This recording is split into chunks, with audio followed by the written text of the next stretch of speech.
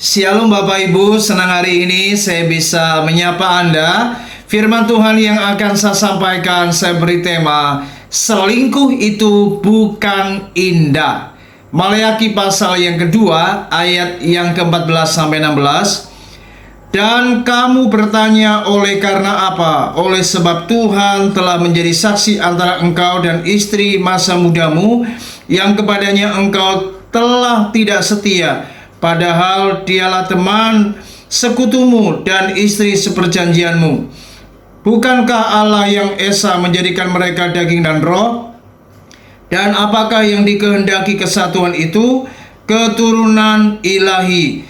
Jadi jagalah dirimu dan janganlah orang tidak setia terhadap istri dari masa mudanya, sebab aku membenci perceraian, firman Tuhan Allah Israel.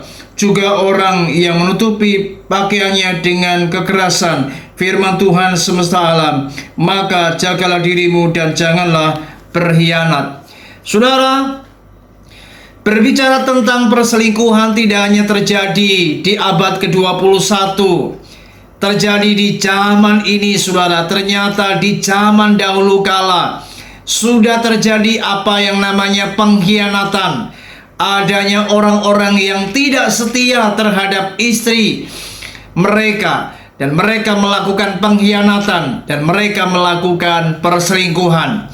Dunia berkata selingkuh itu indah, tapi saya berkata di hari ini, selingkuh itu bukan indah. Mengapa? Karena sebenarnya orang-orang yang berselingkuh, mereka tidak hanya melanggar firman Tuhan, mereka telah melakukan dosa.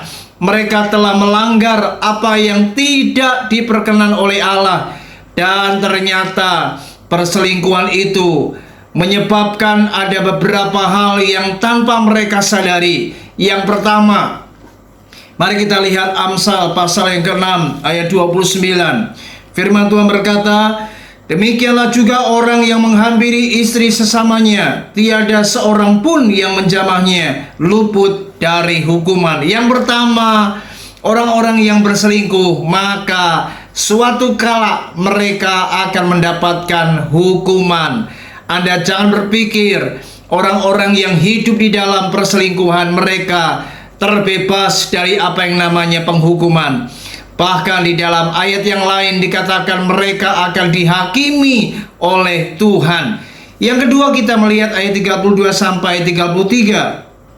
Siapa melakukan zina tidak berakal budi, orang yang berbuat demikian merusak diri, siksa dan cemooh diperolehnya, malunya tidak terhapuskan. Yang kedua, bukan saja akan mendapatkan hukuman, tetapi akan mendapatkan malu. Mereka dicela dan malunya tiada terhapuskan. Kita melihat orang-orang yang berselingkuh, mereka akan menjadi orang-orang yang kemudian menanggung sebuah rasa malu. Dan itu benar-benar menjadi pukulan yang sangat